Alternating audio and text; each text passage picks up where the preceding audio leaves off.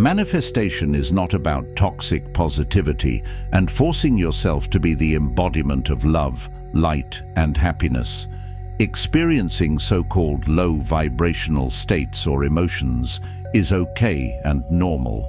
It's about maintaining in the state of consciousness that aligns with the reality you want. To be more specific, manifestation is about mentally experiencing the reality you want with such an intensity that your inner state of being isn't dependent on your external reality.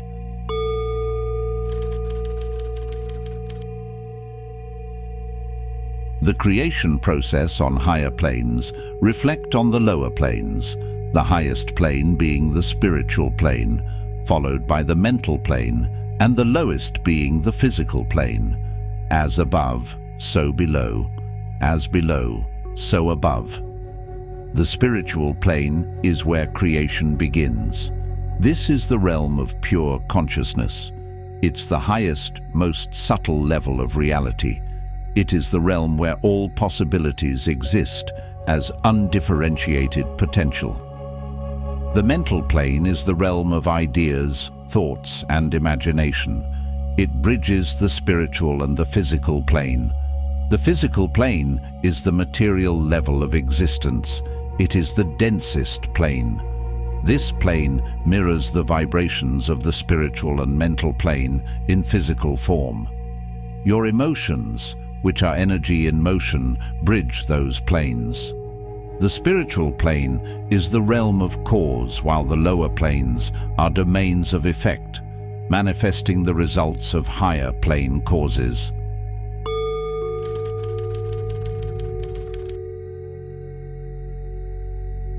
In metaphysics, reality is described as a quantum field of infinite potential, where all possibilities exist simultaneously as probabilities.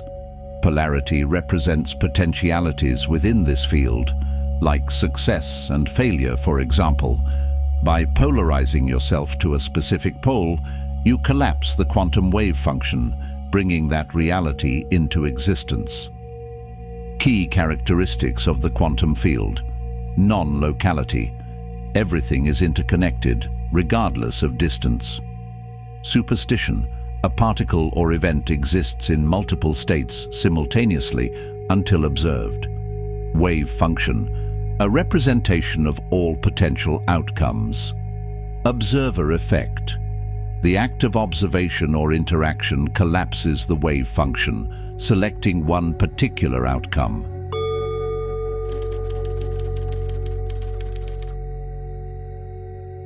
The quantum field is not just a theoretical or distant concept, but the fundamental structure of reality. Everything, ourselves included, exists within it. At the most fundamental level, everything is energy. Matter and energy are unified, meaning they are interchangeable.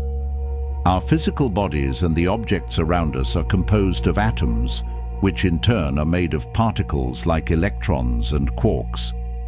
These particles are not solid in the traditional sense, but are excitations or disturbances in the underlying quantum fields.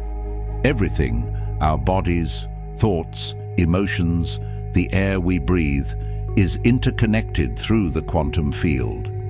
On a deep level, we are part of the same underlying field that connects all matter and energy.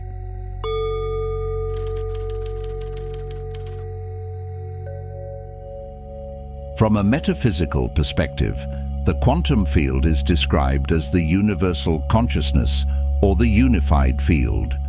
This field is seen as the source of all creation, consciousness, and existence. All is one. The universe is mental. Through focus and emotional energy, we interact with this field and create our reality through our consciousness.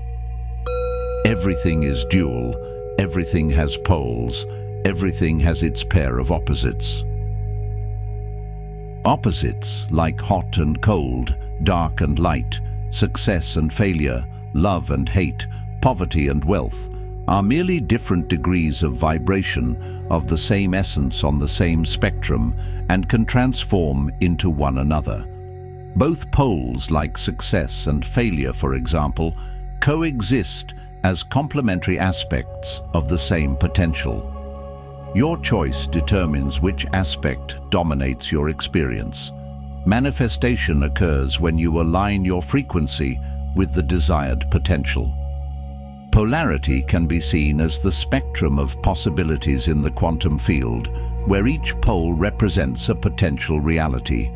For example, success or failure, abundance or scarcity, wealth or poverty, etc. These potentialities exist as probabilities in the wave function until one is selected through conscious focus and emotional energy. Your focus and attention has a direct impact on your state of consciousness. That is because focus and attention influence your thoughts, your perception, your emotions, and your beliefs, which together make up your state of consciousness. If you want a more detailed explanation on what makes up your state of consciousness or your frequency, watch my previous video. I will link it somewhere up here as well as in the description of this video. So your consciousness serves as the observer that collapses the wave function, which means the quantum system transitions from a state of multiple probabilities to a single reality. This results in manifestation.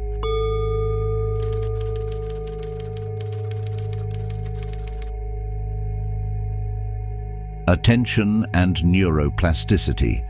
Focused attention activates specific neural pathways, reinforcing aligning thought patterns. Over time, the patterns create a mental bias toward the aligning polarity, which in turn attracts related outcomes. Emotional resonance and the brain. The limbic system processes emotions, which influence brain activity and bodily responses. Emotions release chemicals in your brain, creating a feedback loop that aligns your thoughts to the corresponding polarity. The reticular activating system. The reticular activating system filters information based on your focus and beliefs.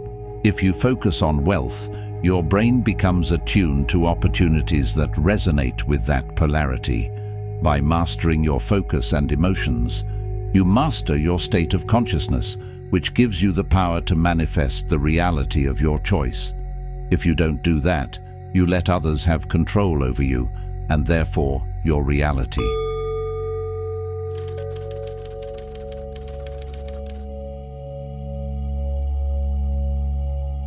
It is said in the Kybalion that the Hermetics use the word meditation and contemplation to describe the creation process.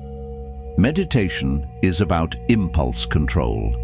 It's a practice in which an individual uses a technique to train attention as well as awareness and detach from reflexive, discursive thinking, achieving a mentally clear as well as an emotionally calm and stable state, while not judging the meditation process itself.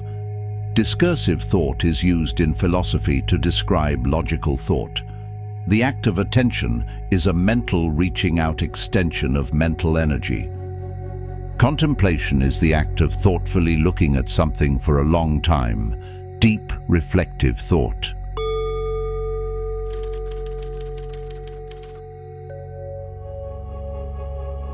Calmness, mental clarity, and emotional stability are crucial. By calming the mind and detaching from discursive thought, which is logical, oftentimes judgmental reasoning, you enter a state of receptivity. This allows the subconscious mind to become fertile ground. Neuroscientifically, meditation activates the prefrontal cortex, the area of the brain which is responsible for decision-making, while reducing activity in the amygdala, the seat of emotional reactivity.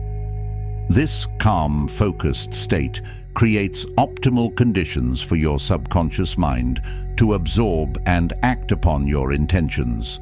Being calm is essential because it aligns the body and mind into a state of coherence, a term used in both neuroscience and metaphysics. In this state, the heart's electromagnetic field synchronizes with the brain, which is an important topic for another video.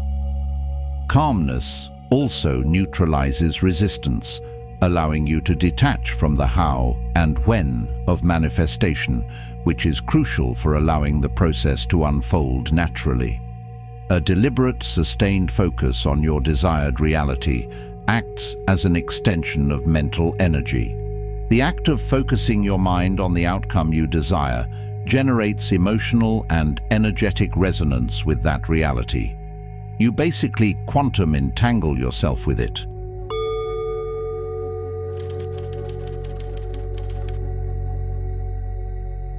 Energy is neither created nor destroyed, it merely changes form.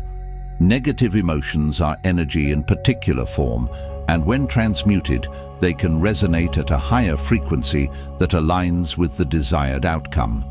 The side of the pole that is considered positive is the high vibrational pole. The negative side is considered the low vibrational one. Transmutation is about shifting your emotional and energetic state to match your desired outcome. You do not have to be happy all the time and force yourself to be the embodiment of love, light, and happiness in order to manifest your desired reality. Sadness and pain, for example, are considered low vibrational, but they are a part of life, a part of the human experience. Highs and lows are the law of rhythm. You will experience lows, and you do not have to force yourself into a high vibrational state in order to manifest what you want. It is important, though, not to doom yourself and to not feed into these negative states. Oftentimes, when we experience lows, we affirm to ourselves things like, "I will never get what I want," "things always go wrong," etc., and throw ourselves into a victim mindset. This is what actually prevents you from manifesting what you want, not feeling sad or angry. After a low comes a high. You need to know that and let yourself feel those negative emotions without dooming yourself and keeping your focus on what you want instead of on what you don't want. By feeding into your negative states, you stand firm on this polarity, blocking yourself from swinging to the opposite along with the energetic pendulum. You can work with your negative states and turn them into something positive and beneficial. Similar to an artist who transforms pain into art, which makes them money and lets them gain more recognition. Artists produce the best pieces of art out of pain. They work with their negative energy to create a positive outcome and benefit from it.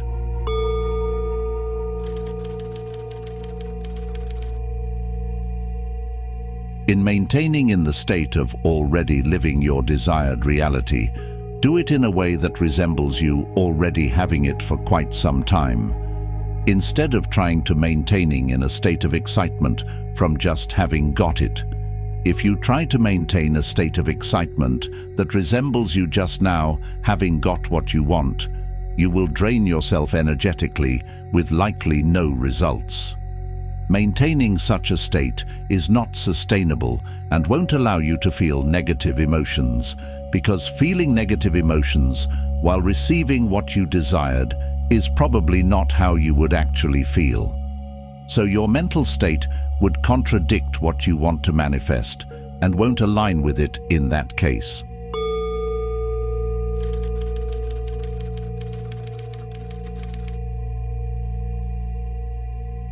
The brain's reward system, particularly the release of dopamine and norepinephrine, is responsible for feelings of excitement and motivation. When you maintain an elevated state of excitement for too long, it can lead to burnout as your body and brain deplete their nerves of energy and neurotransmitters. It is doing nothing but draining you.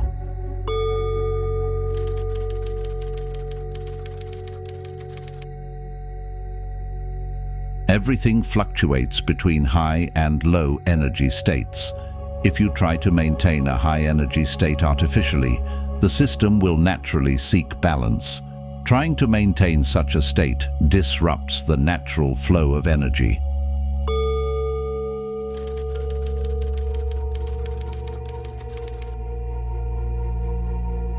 Trying to maintain in such a high energy state can lead to dissonance in your own field, preventing the alignment with your desired outcome. Conscious creation should be done in flow rather than force.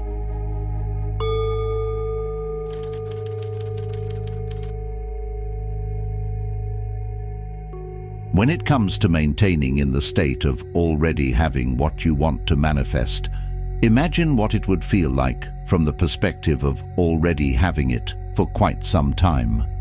Remember when you once wanted something really bad, like a new phone, for example. Remember the excitement before and write the moment when you first got it. That is not the state you want to maintain when you consciously create. How have you felt about having that phone a year later? You just have it. Feels nice, probably, but it's a normal kind of nice. You just have it now. There are no extreme emotions involved. That's the state of already having it that you're looking for. That's the state you need to maintain in. That is sustainable. This will bring results. Leave a like, comment and subscribe if this channel is helpful. Your support is much appreciated.